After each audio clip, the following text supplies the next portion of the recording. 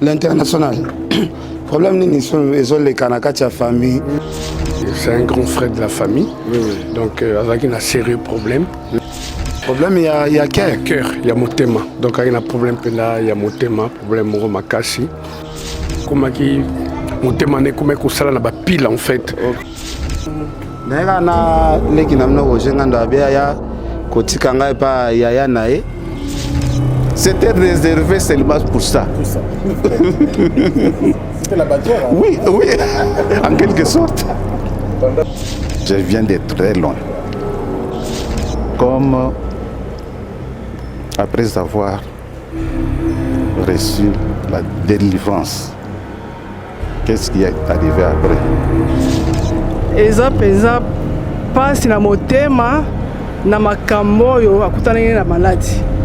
Fallait qu'on vive en go.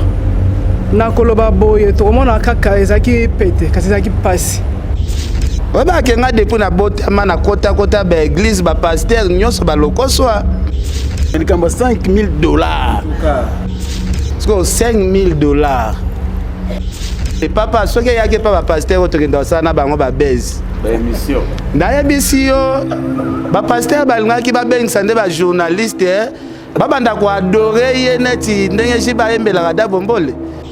Bazoka belo isusu na ba jeep ekomi soki na oleka ba député msu bazoki manga banzela ba bipecho yo mikolo azolia biso na nini.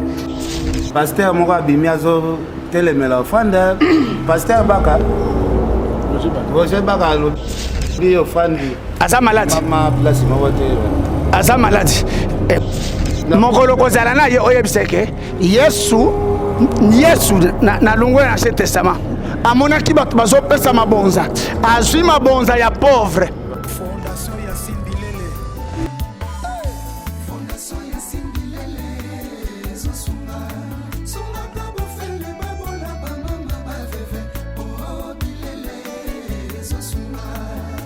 Yacine Bilele, Maman Motema Malamu. Fondation Yacine Bilele, Zosunga. Bonjour, on a bâti le 25 décembre. De couper sa barre à l'histoire du Damba pour ne pas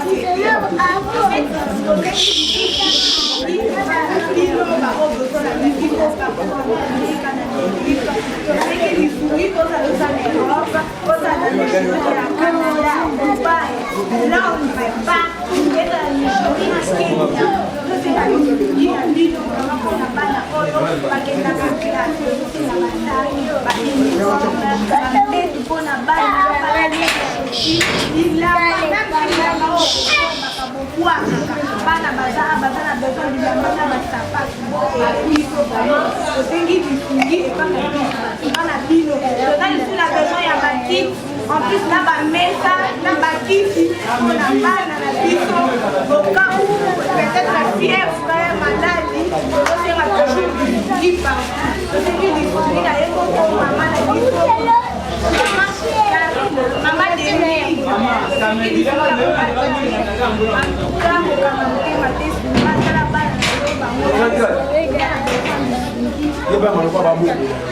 Fondation Yacine Bilele. Fondation Yacine Bilele. Zosunga. Sunga kabo fele babola ba mama ba veve. Oh Bilele. Zosunga. Yacine Bilele, Maman Motema Malamu. Fondation Yacine Bilele. Zosunga. Yo café. Yango.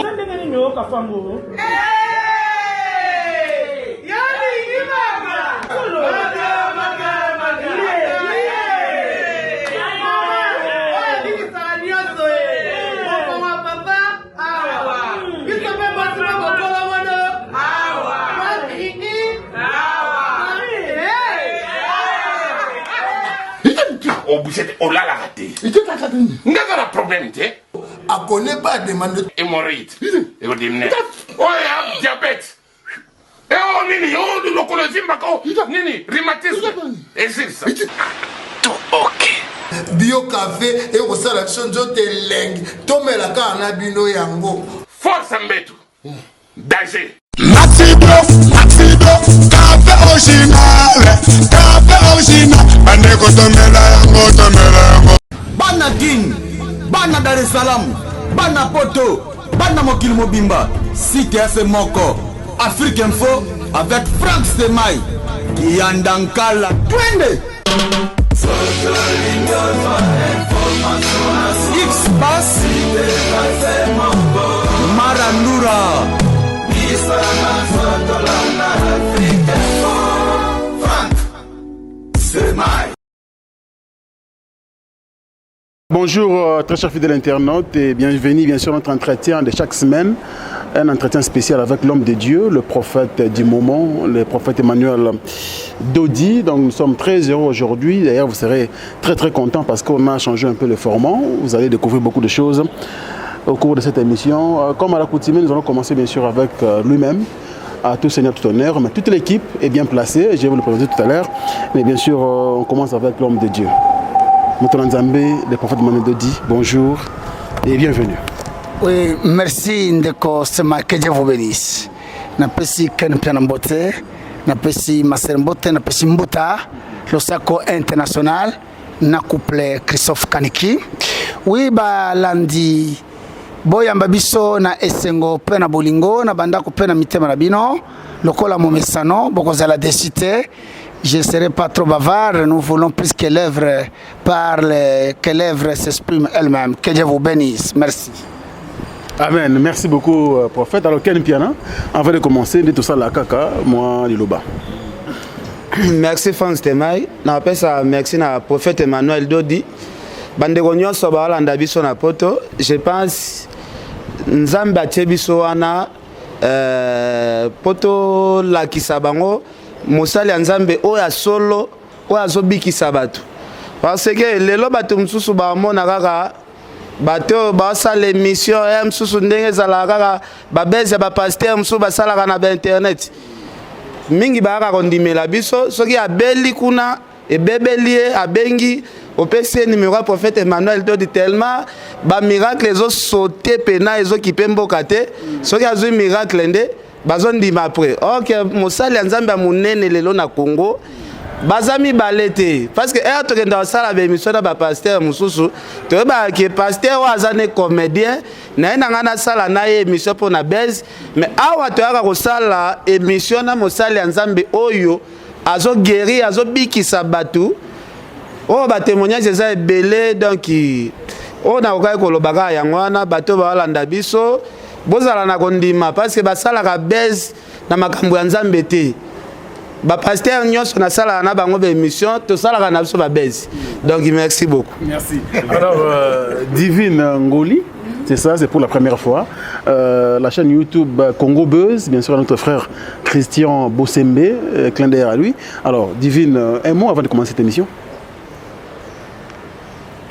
Merci beaucoup Stemai. Je dis aussi merci au prophète Emmanuel Dodi. En tout cas, j'ai entendu parler de lui moi-même aussi. Il fallait que je vienne assister. Moi-même, j'étais là à la manifestation Nouvelle Lune. J'ai vu comment les gens témoignaient. J'ai vu comment Dieu agit dans la vie des gens. Voilà pourquoi je suis aussi venue pour dire aussi à ceux qui n'y croient pas de venir et ils verront ce que Dieu fera dans leur vie. Donc, c'est un peu ça. Passez le micro à Mécanica, artiste. Ouais, bonjour Stemai, bonjour na couple. Merci d'abord de t'écouter na plateau et puis merci na prophète Emmanuel Dodi parce que il est vraiment azo memabiso na ba horizon mususu. Mbutalika sur avant prophète Emmanuel Dodi na Mbutalika sur après prophète Emmanuel Dodi. Et ça deux Mbutalika sont différents. Il y a avant boyoka position de tir. Mais il y a tout royo to kende vers Jésus-Christ. Na nenga nkopena. Et puis esengolanga ezanini ndenge batu bakoti na jeune otoza nango ya 10 jours. Parce que ngana za franchi. Naza Mbutalika sukaka ya kodiembela na kati ya église naza bena franchi. Donc, ba franchi nyonso boza na planète Terre, modor des ara moko ndunda ezala compagnie ne logote. Koche logo na katite, lia ndunda ya pamba. Okomono ko lemba yango au fil de temps. Et place au mona munena Nzambe yango wana. Et puis na ngana informer bandeko nyonso oyo baza ko déranger nga toujours pona kokota na site na chaîne ya église na biso les ministères des affranchis toujours. Et le bon papa chéri, toujours Prophète Emmanuel Dodi TV. So côté on est la chaîne sur YouTube. Nandenga Facebook Prophète Emmanuel Dodi au côté la page Nabiso. Alors tant bozo benga biso pona ko sala ke boya bo solola na prophète. Ezate ke biso nde mutu to sala lobi ko envers yo. Yo moko kondima na yo. Soko zo ya na nenga tembe nzamba o confondre yo. Bayaka vers mosala nzambe na croyance na foi. Nde o mona munena ya nzambe à travers prophète Emmanuel Dodi. Ngana zana minga kolobate na ndenga intro kaka na ndenga clôture nde kolobezaka moi trop. Merci Franck. Merci beaucoup. Na pesa koto yo. Yé Cristiano Ronaldo. Voilà. Merci beaucoup. Alors excellent fidèle internaute de Boyebi après commenter après la parole bien sûr l'intervention de l'homme de Dieu le prophète Emmanuel Dodi toujours intervenant na biso mais après tout tika place na témoignage mais alelo est un peu spécial parce que tout ça là on a format mususu donc bana na télé-réalité bunga boye ba quand même baton ba na plateau wana babimela wapi buloko tarabango wapi mais cette fois-ci tout ligne quand même to changer moi système en 2021 na inspiration ayemo comme to nzambe le prophète Mandodi alinga to kende ko tala kasiko bandeko oyo a tout isami alinga témoigner moné na nzambe il faut yambara biso équipe ya émission oyo Nandaku et pas inaye ayambi biso to moni esika vandaka binope parce que caméra aux la pouille bon moni ne to ça lelo avec le bien sûr le couple Christophe Kaniki azali grand frère il y a Roger Ngandou où to zarane chaque fois na ba émission na biso to kitaki sur place ayamba ki biso na kay moko très chaleureux et to solo la kinaye l'international problème ni sont les kanaka cha famille na éviter. Parce que vous n'avez pas grand frère, papa Christophe Kaniki. Oui, bonjour Ken. Donc, dès qu'on l'a c'est un grand frère de la famille. Donc, avec un sérieux problème. Il y a cœur. Tout à l'heure, il m'aura témoigné au Yokaye. Problème, il y a cœur. Il y a cœur, il y a motema. Donc, il y a un problème, il y a motema, problème au Makasi.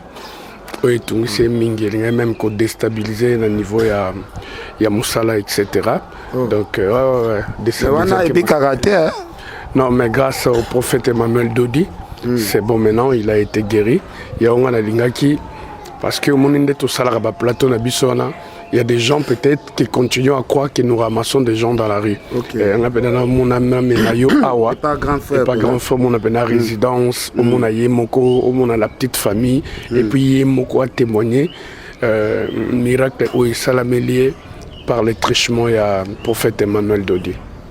Est-ce que le problème à Moutem, à combien de niveau il y a déjà pile ou bien à Moutem est déjà combien de niveau donc ça qui est un oiseau qui traitement on a un niveau à end donc à combien qui Moutem est comme ça là pile en fait et c'était prévu chaque année à Kendaka pile et puis à Komikoti Sanamaïté donc c'est la mort après vraiment et comment qui est compliqué quoi donc à Tamboli plutôt Awa dans le Congo qui franchement il n'y a rien à faire quoi et tant que le prophète Emmanuel Dodi aujourd'hui il est guéri et du coup je tiens à te signaler même il a été baptisé donc baminganga ende balobaki ke bon akokotama ite me bazindisa ki azu baptême na ye na mali dans l'église à prophète Emmanuel Dodi donc il est guéri mais l'international côté la boue grand frère noazana mbongo belé bamitu comme ça sundoli libande zola ba libanda ouais c'est un grand homme c'est un grand homme c'est pas un petit monsieur donc moni la plupart des gens qui passent qui défilent pour témoigner chez le prophète Emmanuel Dodi au soro talibon ka bo mona ki bon bato ba yo témoigner pour 20 balté donc c'est vraiment des grandes personnes au mutu na mutu azo évoluer na branche na na mboka donc comme lui là c'est un monsieur assis yo mona ki bon ils ont aventure ils ont scénario c'est du sérieux parce qu'un responsable comme lui ne peut pas s'aventurer à faire n'importe quoi. Parce que tu as parlé à grand frère quand même. Déjà et ça la bien tu vas mon rappel que non. Bonjour. Allez-y. Alors bana poto bana mokil mobimba tu es pas grand frère il y a Roger Ngandou wazala na problème sérieux il y a un grand frère Roger Ngandou donc il y a les konzi à famille moto asimbaka famille apesaka solution na makambo nyonso donc tosola na ye kaka mwa moke boyeba mpo batémoignage mosusu bato bayaka na plateau bato mosusu babulaka bolokoti motu siko tala patron de patron boye tala kaka mosusu kutu elalaka na libanda mpo espace place ya tiango eza te na bala polisi aya na bakaka mosusu a place ya kotia bakaka kutu eza te en tout cas bonjour papa. Bonjour. Bonjour. Bonjour grand frère. Bonjour. Bonjour. Bonjour maman. Bonjour. Kimi ezali. Kimi ezali. Roger Ngando. Koyamba bino. OK. Ndanga na leki na mno Roger Ngando abia ya kotika ngai pa yaya na ye. Na yo kapeli solo o eleka ya témoignage ya libota oyo. Na bité soki to solo ga libanda obia to kota na kati na bité. To kota na kati mo ezali to kote malibanda boite. Faut to kota na kati. Madame ya boss de boss. Ngande madame na ye. Maman Ndaye. Ah OK. Merci beaucoup. Papa bana ye wana. En tout cas papa na ba témoignage Roger Ngando bisanga na ba santé onazomona ngazo na omona ngoneti théâtre muta santé abela makambo Roger Ngando betela ngai. Théâtre te j'étais mourant. Oh, Mourant. Mais na église à prophète Emmanuel de tunamona ko penate. Oh, je suis acteur principal. À l'église. Ah. Je suis chargé de la logistique de l'église. Ouais. Je suis le président. Oui, là-bas. Oui. En tout cas. Tant que na biso nde mamaka ya mbibiso na boboto bo gentillesse ezolaksa nzambe pena kota na famille vraiment. L'intention sali bien. Makasi pona koyamba bino. Merci beaucoup. La sepeli na ya bibino na kombo na kolo Yesu Christ. Merci vraiment. Ça dit biso bien makasi. Ben ouais, c'est un plaisir. Toi-même, tu as vu la résidence au Mounichawa Automobile. C'est pour dire que c'est un grand homme. Donc, ça va scénario monté de toutes pièces. C'est une réalité. Parce qu'il y a son rang. Moi-même, madame Né. Donc, voilà. C'est là, madame. Ah, on a quoi? Oui. C'est ma résidence. Ah oui. Là, c'est réservé pour les visiteurs. Ah oui. Hein? Je vis à l'étage. Voilà. Kotala pe boye papa zande abanda ko belé hein.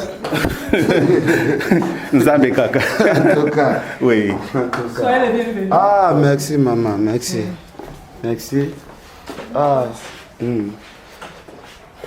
International. Ah, OK.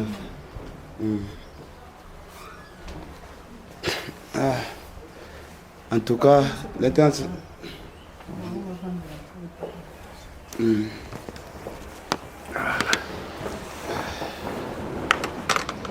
tout cas, merci d'abord on a un vraiment bien. Et ça, les bisous pena bien. Est-ce que les locaux en église? Tous en gâté. Chaque jour. Chaque jour. Oh. Et surtout que c'est les 10 jours de Daniel. OK. On ne peut pas manquer. Nous étions là depuis le commencement. Ça a commencé le 17 jusqu'à le 27. OK. Mais papa, on a préféré te proposer prophète Emmanuel Dodi.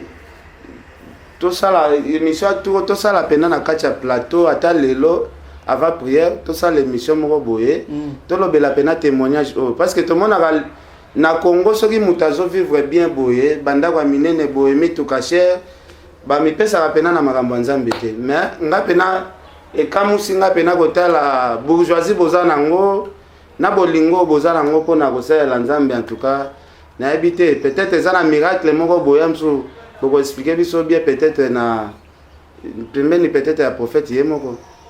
Je pense que c'est bien. C'est bien. OK. Je vais le faire. Je suis disposé de le faire.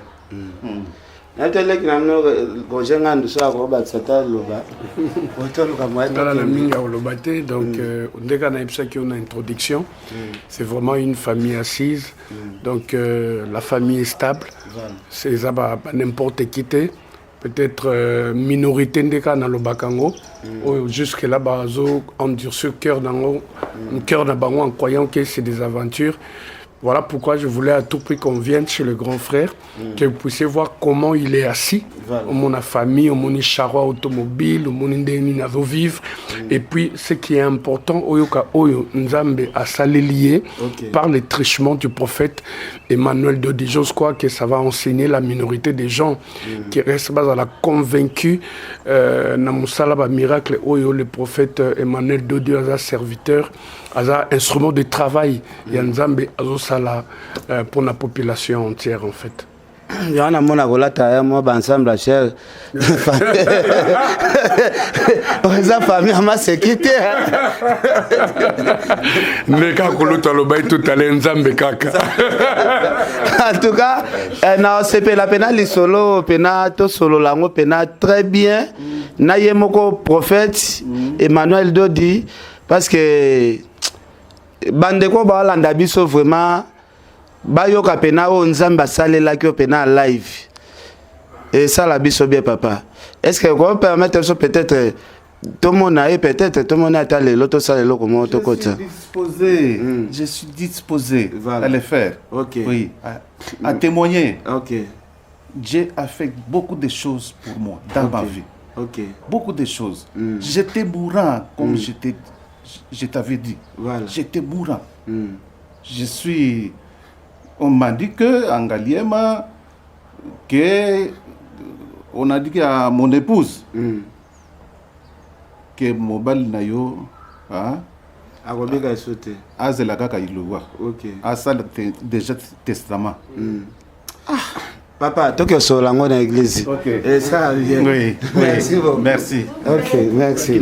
Alors, il est pas lobby il faut naïa tina plateau pour témoigner mon Nzambe. Raison pour laquelle tu vas passer micro na papa na biso Christophe Kaniki parce que Nzamba visita qui est na makambo peut-être yona comme là haute na vie.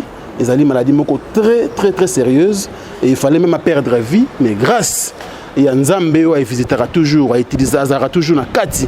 Il y a Moussa Enaye, le prophète Emmanuel Dodi, à Simba Maki, et il y a qui guérison, miracle, bien sûr, on a un problème, il y a cœur, boyebi, problème, il y a Ramakasi, avec une piqué crise par jour 3 fois.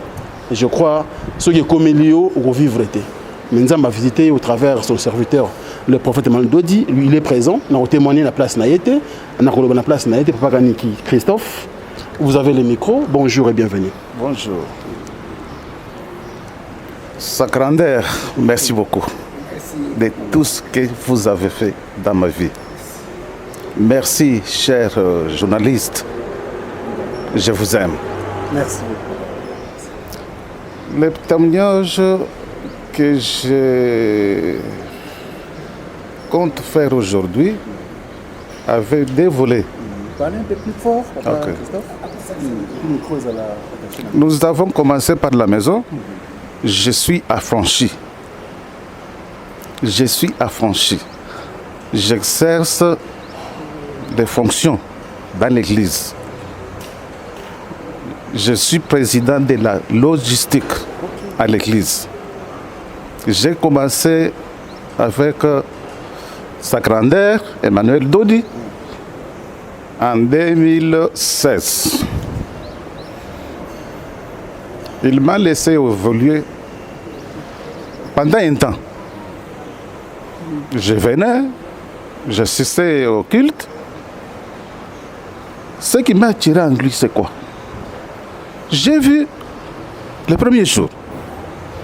Il a parlé de recevoir Jésus comme. J'ai été tiqué. Recevoir Jésus comme. Et ça m'a fait. Nani. Quand il a expliqué, j'ai vite compris. Recevoir Jésus comme veut dire que au moment de Ken Piana,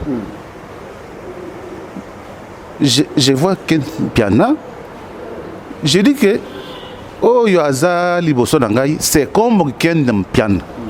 Est-ce que Isaac Ken Piana? Il y a des doutes. Il y a des doutes. De la même façon que recevoir Jésus comme Seigneur et Sauveur, l'homme de Dieu nous a appris beaucoup de choses sur ça. Et deuxième témoignage, quand je suis venu, après une semaine, je venais tous les jours. Tous les jours. Ce qui m'a tiqué aussi, c'était que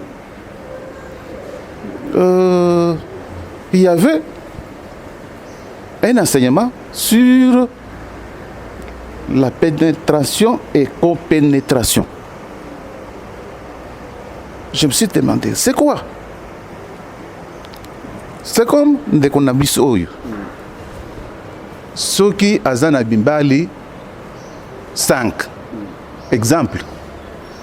Ceux qui azana bimbali 5. Ngai na ye na zuye. Mibali 5 wana batiki ba semence kati na ye. Tangu ngai na koya.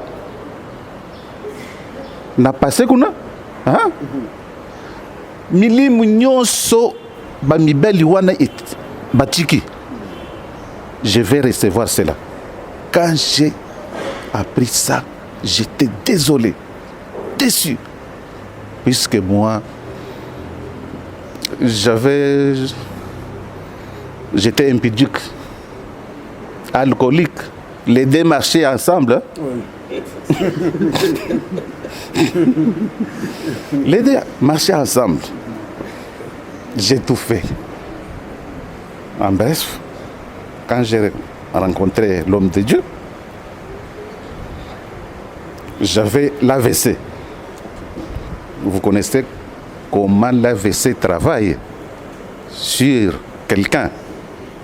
J'étais paralysé.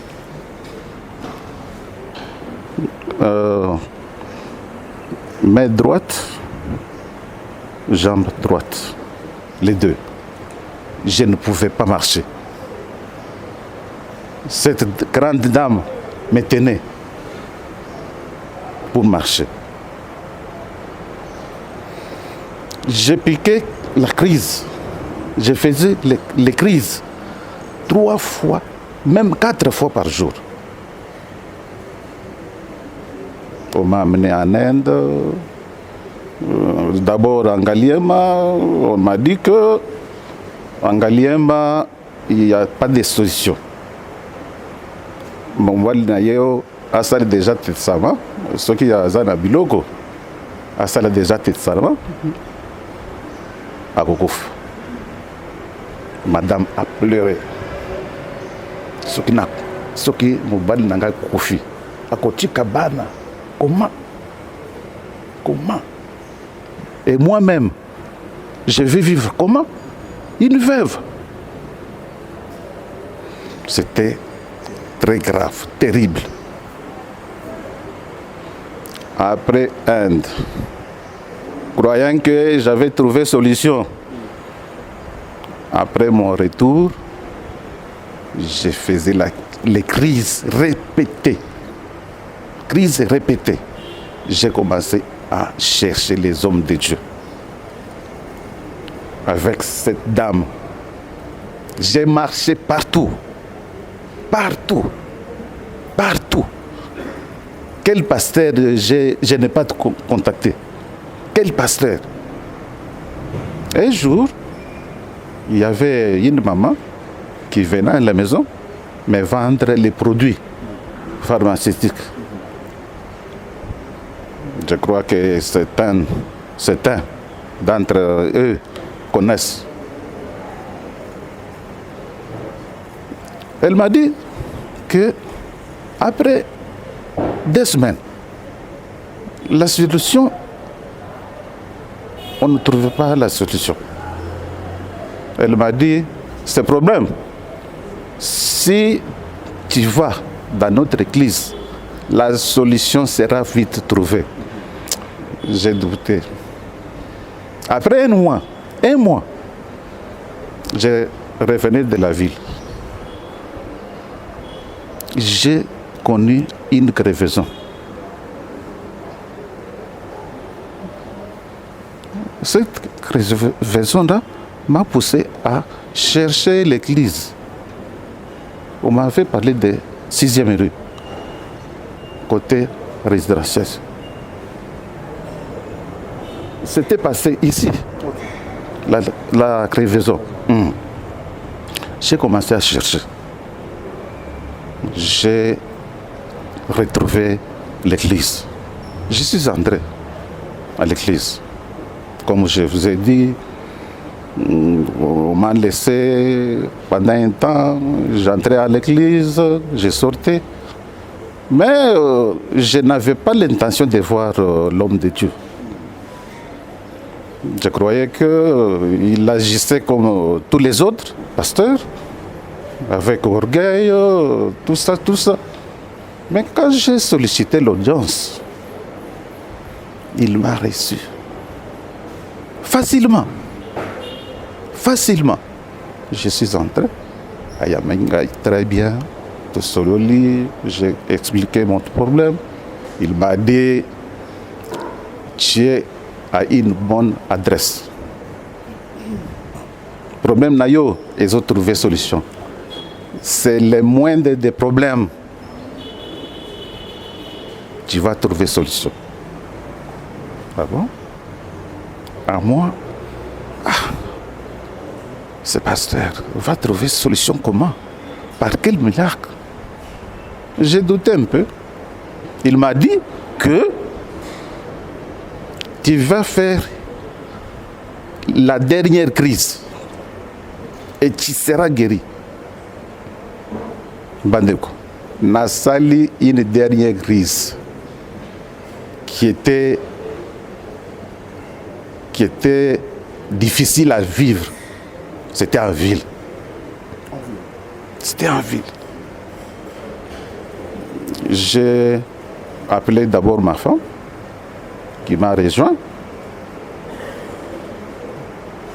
qui a appelé le pasteur Jamala. L'a franchi, pasteur. Il est venu, il a prié pour moi, tout et tout. Je n'ai pris aucun produit. Seulement les lits qu'on m'a donné. J'ai payé $100. Seulement les lits. J'ai payé $100. Après, je suis sorti. Jusqu'aujourd'hui. Jusqu'aujourd'hui. Aucune crise.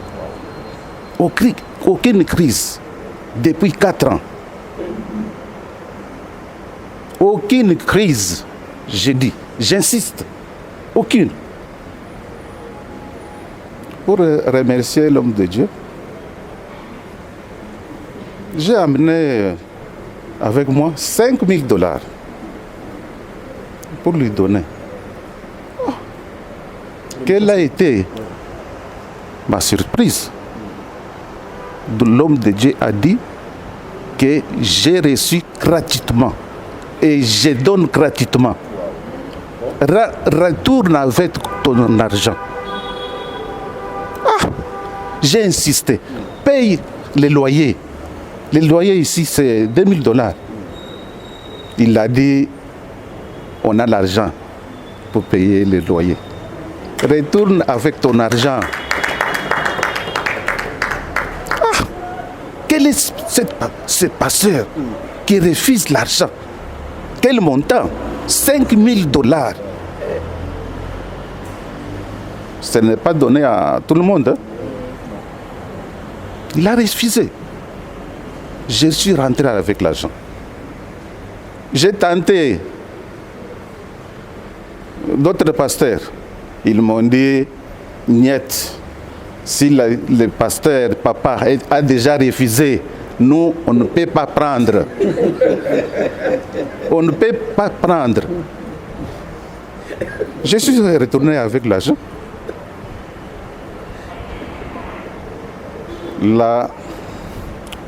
La deuxième étape, c'était la plus grande, ma reconversion.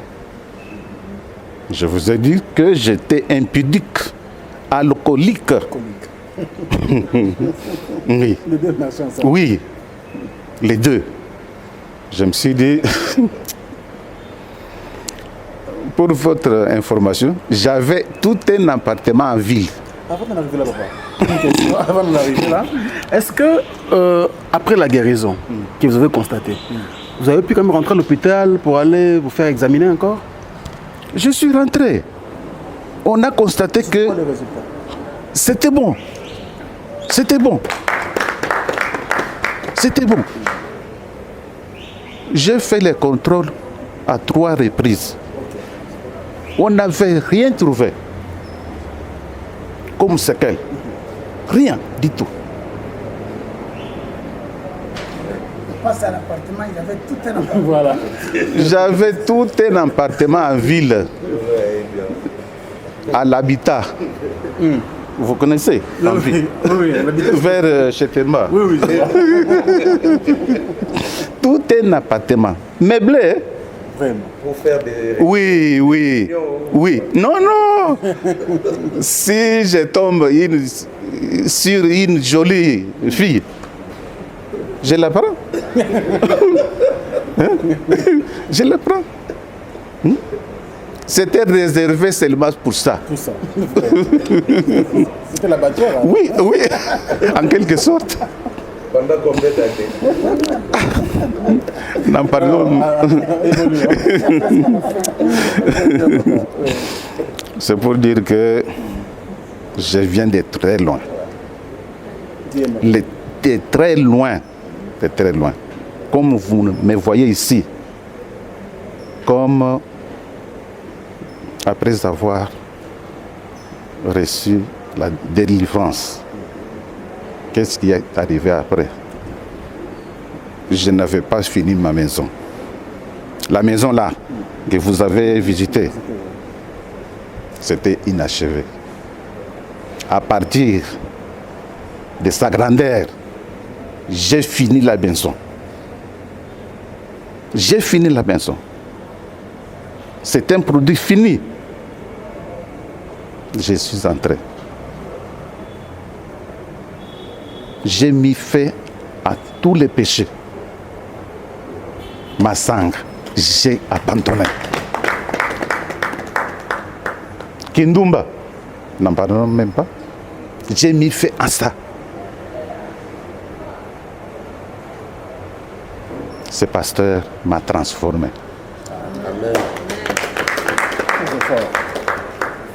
M'a transformé.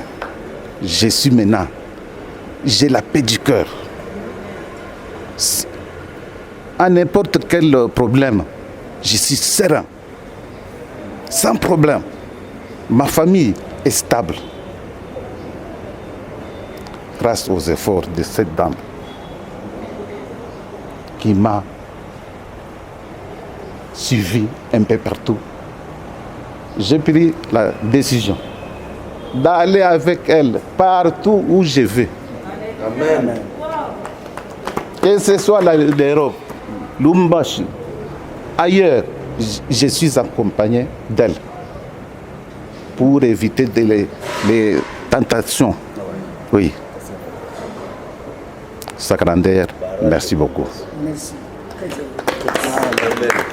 Les journalistes, merci beaucoup. Merci. Alors, maman Gisèle, maman Angèle, pardon, excusez-moi, maman Angèle. Vous avez le droit de ça par rapport à témoignage à papa? Merci beaucoup. Na pesa merci papa nanga sa grandeur. Merci beaucoup papa Nzamba Pambolo mingi. Na PCP merci na ba journaliste nyonso o ba vendre biso mkola lelo po ba yoka biso. Na pesa merci. Na o papa aussi ko témoigner. Eza pesa pasi na motema na makambo yo akutana na maladi. Fal ko vivre ngo. Na koloba boye tokomona kaka ezaki pete kasi ezaki pasi nyonso za kosala même na bana bakomaki mwa souci mwa mawa mpona santé ya papa moye kutu ata obima kaka na kobanga na kobima awa eloko nini ekoyela ye ata obimi okoka mwana bengi yo mama zokona mbango papa asali Yesu Christ. Soko zaki tana bato bozaki na bango kosi bango na mopaya moko aye na ndako papa benga yo wana so zongi sumbango kaka bongo mwa prière to sambel kaka bongo nzambe pe mawa pe ayoki mawa abiki na ndenge mpe papa témoignaki atiki masanga nyonso atiki ezala makambo ya basi nyonso atiki na yango naye kopesa susu nzambe merci nakoma na kimia moko ya kosakana nakobima naumeli kimia ezali nayebi kaka nzambe azobatela eke nyonso asakangolie akomi très bien. Ok, yango nanga bakisa yango wana. Merci maman Angèle, merci papa Christophe. Un témoignage très édifiant, l'homme de Dieu. Mais tout commentaire mais un mot à dire par rapport au témoignage à papa. Je pense que c'est très fort. Oui, bandeko basina bandeko mibali bisika nyonso bokolanda biso Bible lobi c'est le résultat qui fera cesser les contestations. Les couples que vous voyez en les voyant vous-même, on a préféré Tobanda semi-télé-réalité. Bomoni ndako na ye a filmé na ba photo toboyi kosa la mise en scène parce que bato ça théâtre balwaka bandako. Bon, moni e pa na ye parce que tout le temps toyaka na plateau. C'est normal kama bu muteko kota. Mais na awa ane oyo comme l'a dit Semai tokende na semi-télé-réalité. Donc ndako ya mutu famille ya mutu batu bayebaki ere mutu abanda kobela na ndenga koma na témoignage maman papa landanga. Je pense que tozali na ndeko ko clôturer bien babengi ye Maradona international Cristiano alobaka boy même nombre ya babatikali bozamuke. Olandi témoignage ya papa Christophe. Azo piqué crise 3 fois par jour. 3 fois. Maman malade na yo papa ya mobali na yo papa yo moko. Opika ngo combien de fois? Peut-être une fois na semaine. 3 fois. Ngaliema ozana poto zaliawa oyebi quand même Ngaliema. Akeli banda ya mboka mikolo za end. Azangifi ya mukete omoni na lupango omoni quand même charwa ya bien akoyoka sango akoya adute nanu zamba forcer ye mutuka na ye ezu crevaison kende kuna bayebisaka yo aye parce que sima ye kotambola na bapasser bien même bapasser mususu akutala bango Semai international kene tala mbinga ya papa boye irresponsable qui a quand même les moyens passer à bâtir ma bolongo bobandi ko ramper au nom d'une guérison. Comment va toi maltraiter bat? Bon mon alobi na kanisa qui a salé orgueilleux. Il a rencontré un homme humble qui te parle. Alors, tu m'as dit qu'on évolue. Yoka bien peut-être au yoka qui bien te. Na yebisi au beliming. Bamunga ngabalobi signer testament au vivre te. Nalobi okopike crise moko kak. Maman zo bi wana. Okopika. Aya pique pe crise. Na jour nenge professeur bimela. Et depuis lors, aye kobika oyoki 4 ans au salina. Muta banda kopike crise 3 fois par jour. Ça se merveille. Boyoki ayelingai $5,000. Na miso ya basali bazaba témoin parce qu'il en a na ville azana appartement na galerie baluaka ana ba hôpital ana banda kwa 10e mairie ana moyen lemba mama papa ana moyen ayelinga $5,000 devant basali tomatosha pasteur Chamala et les autres nazomo na bango na lobité na sambela kiyote pona mbon omoni ya moko atike eza $50 te oyo pesa libonza eza $500 te toyebisa na bien hein? Na moment ya lelo $5,000 na lui papa zonga na yang salela ensemble ndeko ezali bananguba te tika nzambe akumama nabengi ozolanda nga AVC rein hernie discale hépatite AB kota na nga na contact. Dieu il est le même et si ka bamunganga balobi esili nzambe alobi esili te. Et enfin azaki na appartement tala yo zangi ata $10 ya kokota hotel te. Azaki na appartement na ville meublé amona kaka mwana mwasi ya bien kuna ata yo ake États-Unis aye na ba navigateur oyebi o babenga ba gestionnaire na finance. Il en a été gestionnaire en chef. Bato basakana na mbongo ministre akosa les gestionnaires. Maman papa okoloba lisu to sala bes vraiment tayo. Okoloba lisu to sakana bana baso vraiment papa ya boye appartement kuna OK pona langu sa 10 000 yo ko résister yo ya mobali wana ya pesa ko combien atiki liloba etikishe masanga nabas lokuma isongela nzam voilà bolamu ya nzam tozana mingi akoloba tengonga ikei totiki bino bojije kota na ngana contact nzambe nkolo akobikisa akotransformer akopambola. Que Dieu vous bénisse. Merci. Merci. Franck Stemai, pardon. La Kachoma Maloba, pardon. Oui, qui témoignage. Ngai logo et salingai frisson. Digama $5,000. Parce que la guérison, tout cas on va les béler. Chaque semaine, bayaka babiki babiki mais digama $5,000. Basengi ete yemokwaye. Eh bon, yango yo action de grâce. Mais Moussa Nzamba boy. Olobani. En tout cas, Franck Stemai, nga makambo na mona na église o mo ebelsanga liboma vraiment soki na fandi na quoi na hôtel la prophète Emmanuel Dodi na bi weba kenga depuis na botama na kota ba église ba pasteur nyonso ba lokoso tous les pasteurs a tchaka mbongo na première position mais makambo nga na mona na église o bazoka belo isusu na ba jeep ekomi soki na oleka ba député mso bazoki manga banzela ba bipecho Nicolas Zolia biso na nini parce que $5,000 $5,000 ba député ba bunda na ka ba campagne awa po akendeka na ensemble ba futake ne fiske moi 5,000 ezoya na maboko ya mosala nzambe alobi ndenge nzambe apesa nga don ya kosala ya ofele ndenge pe na bikisio ya ofele papa soki yake pa ba pasteur otokenda osala na bango ba base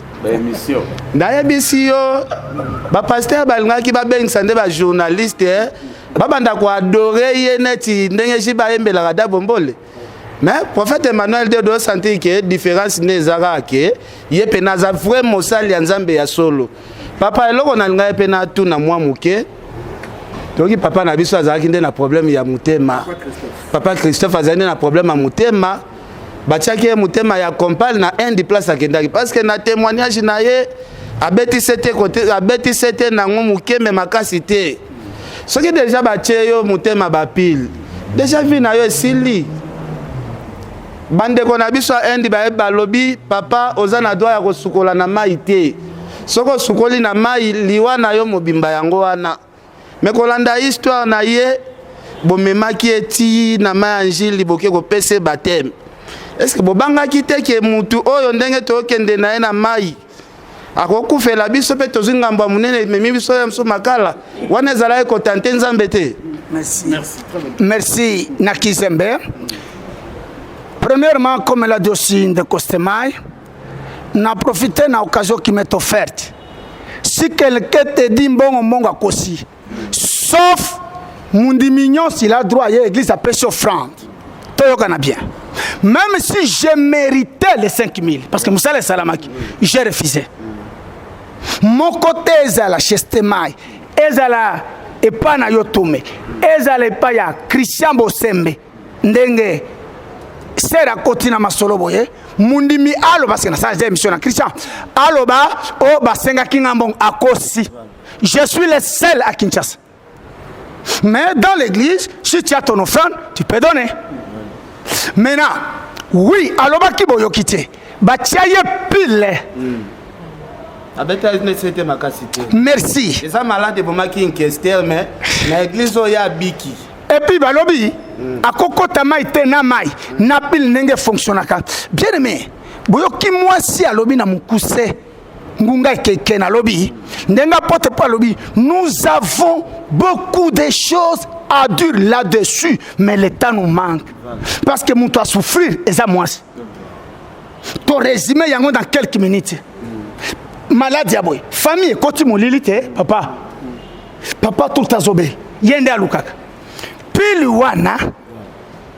C'est que normal mais kakasiko bakisira time ko selon bango et même alors ba yaka ko souke la wana mais quand il a rencontré Zenga Mambo na Zenga Mambo ba Kongo ba yebi mokati makambo tokata makambo mais il a été baptisé parce que ndenga ba sapil wan akokota maite ndenge siko boma ki eza ko tenter nzambe te kene mpiana yo pe na ba polémique voilà c'était la foi toko tenter nzambe comme asi abiki voilà osoyoka siko mena mbala misato toko tenter nzambe te mais yo moko ken osate mo killer quand même tona nzambe olobi bien moninga na yo sala ngo ba bese mikolo wana sa passer la bese bande botoka na bien ngana yako sala beste ngane ko talisa musala ya nzambe babeli bazobika bakanga baso kangolama ba masumu bazotika bakokota lola bazokota bakobala na yeli ko talisa musala nzambe meme ba passer na ya bese oyebi ba blague ken na yebi saka stemai un jour na kozala na binote omoni soki na sali na bino bese quand vous ne serez plus avec moi vous me trahirez. Voilà. Mais ce qui n'a pas sérieux, c'est vrai comme là mutamabe, kosuye me okoloba, na saki na Emmanuel, to sala besete. Parce que lobo saki na ndako na ye. Et puis bandi chaîne, vous allez voir bakonzi na mboka oyo, bokei na ndako, mutwa na bandi na bokonzi alelo nan. Mutwa na yebisi yo, omoni na sao na komi, na lobi lelo ya Félix. Voilà.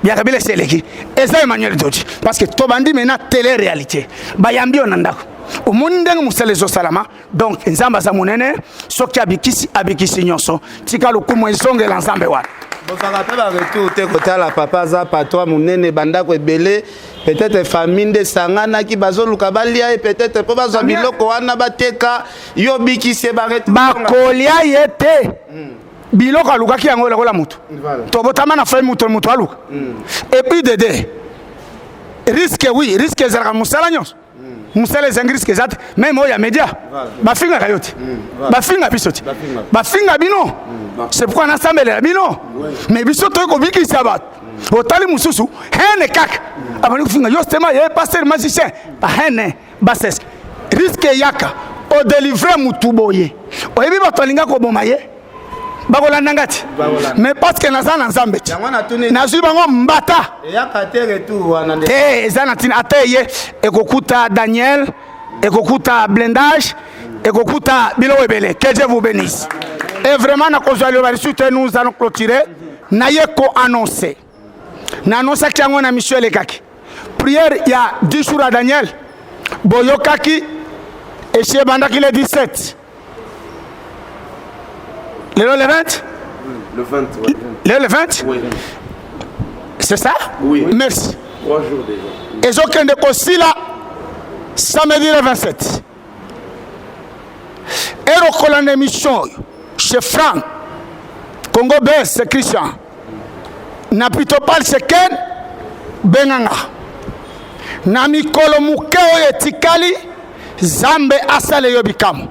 Ezali prière moko somo eratakate ya Daniel Toban tozolia kakandunda na mai mama papa kota yango atana katikati quel que soit problème na yo okotatu la bunene na nzambe okolinga nzambe wana nzambe azali bien soki asali bikamwa te a comme histoire ya pamba nzambe azali bien soki azosala que Dieu vous bénisse. Amen, merci. Alors rapidement Divine un petit commentaire par rapport au Toyoki. En tout cas, moi, c'est pas un commentaire, mais c'est une question qui m'épate. En tout cas, il fallait que je la pose au prophète Emmanuel Dodi. Parce que c'est étonnant. On peut dire que c'est du buzz, mais quand on voit un grand monsieur, un grand papa comme ça se déplacer et une grande dame pour venir dire des choses comme ça, ce ne sont pas des mensonges. Alors dites-moi, prophète Emmanuel Dodi, quelle est votre source d'inspiration? Quelle est votre source d'inspiration? En d'autres termes, mon secret. Oui, oui. Ah, divine. Ma source d'inspiration, mon secret, mon âme de travail, si je peux développer autant de vocabulaire, c'est Dieu, non? N'est-ce pas, vous m'appelez serviteur de Dieu? Vous voulez que j'aie quoi comme source d'inspiration? C'est le même Dieu que tout le monde sert, mais miracle à bouillir. Ah, oui, divine, c'est le même Dieu. Est-ce que ces gens-là servent-ils ce Dieu-là que je sers? C'est cela. Est-ce qu'il suffit de dire Dieu, Dieu, Dieu? Non, il y a plusieurs dieux dans ce pays. Dieu Mukuna, Dieu Kadima. Dans ce pays, tu vois déjà, il y a autant de dieux. Il y a Dieu de Sikatenda. Mais moi, j'amène Dieu de Jésus-Christ. Donc, c'est ce Dieu-là qui est mon âme, qui est la source de mon inspiration. Il m'a appelé, il m'a oint, il m'a donné un don. C'est ce don-là qui m'a amené ici. C'est ce don-là. Et je suis là, publicité dans mon qu'il m'a mis. Pas mal. Mira le salama. Awa na libanda. Naba konjanenge na ndenge. Nasaka na do ya guérison som.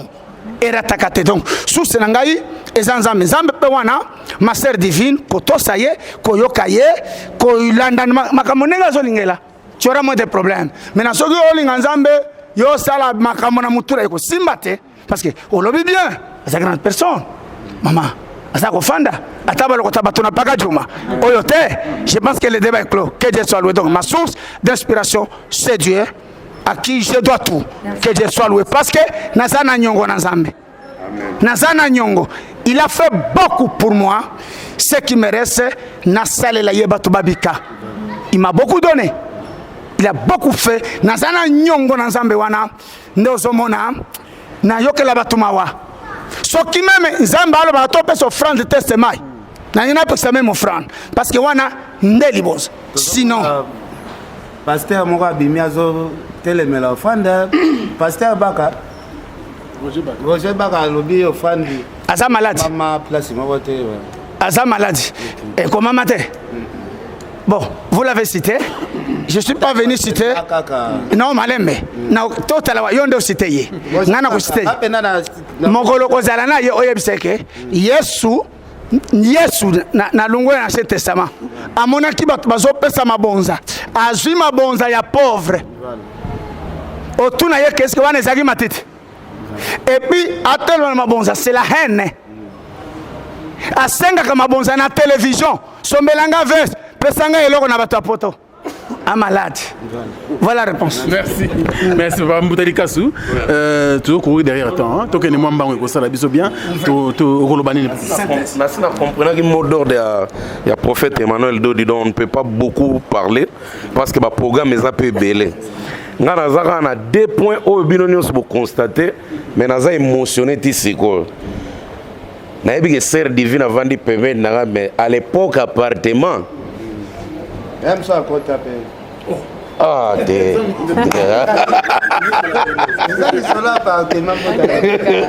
Donc, pour Nawana, en tout cas, je remercie papa, mais je remercie pas papa. Je merci pour la commission de maman na paix. Parce que bisonyo stoza awa mutu oya nyokwami koleka maman na biso azate. Anyokwami na tango papa zana na impudicité na bière. Na kuiti pardon pour bière eza kuiti mais kuiti eza loko mususu. Et puis anyokwami lisusu na papa tango papa bandi kobela. Donc ngana sengi merci na Nzambe na ndenge ache maman na kimia. Et puis loko na souligner wana oh tchenga sou bien. Ndenge papa lobi ke sikoyo maman komi lo wa saka mena e. Po ba papa belé ba comme ça ba maman ba rideau ya ndako. Yes pas comme si maman saka mais vomozo maman saka mais que rideau. Parce que rideau est tika la ndako. Mais saka mais ba kendaka nango partout.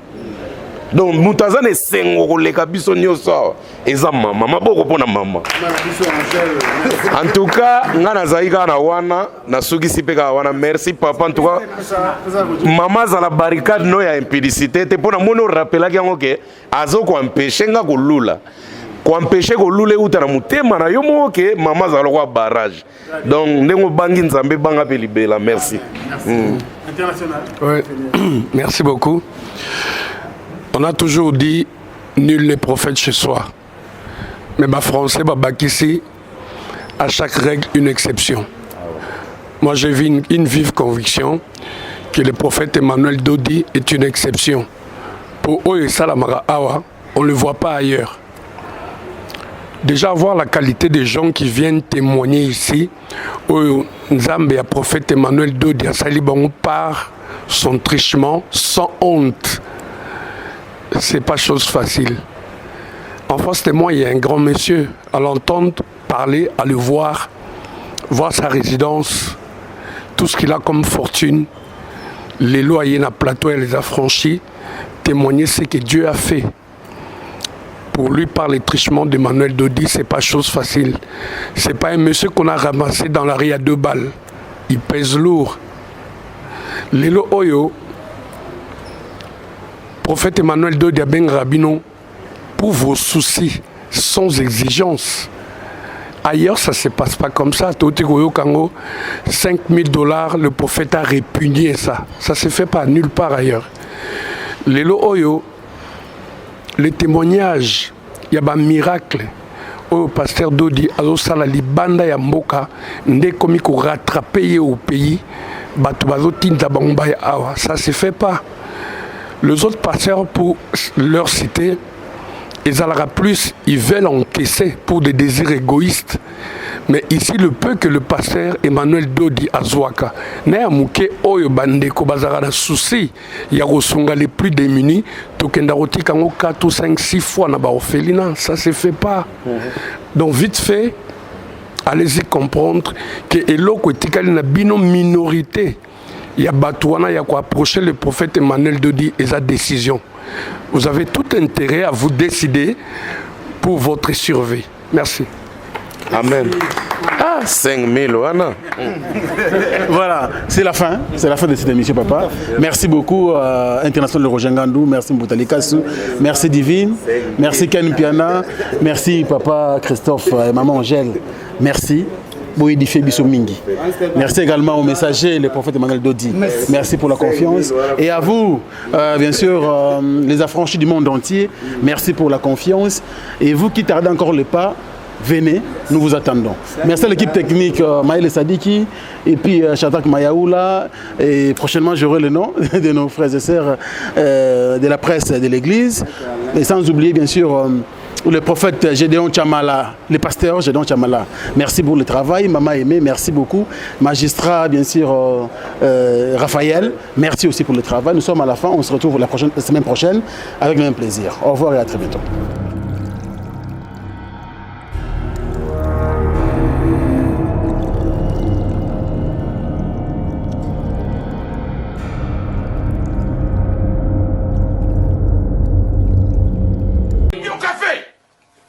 Yango.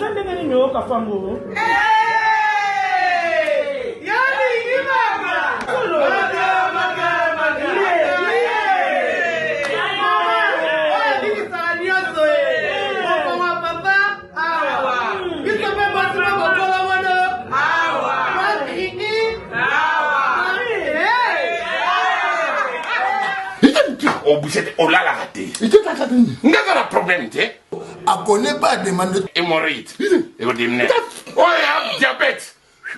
Et oh, nini, oh, le colosie, nini, rhumatisme. Et c'est ça. Tout ok. Bio café et au salaction de lengue. Tome la carne bino yango. Force Mbetu. Danger. Maxido, café original. Bandeko tomela yango. Bana Guine, Bana Dar es Salaam, Bana Poto, Bana Mokil Mobimba, CTF Moko, Afrique Info avec Franck Stemai, Kiandankala, Twende. basi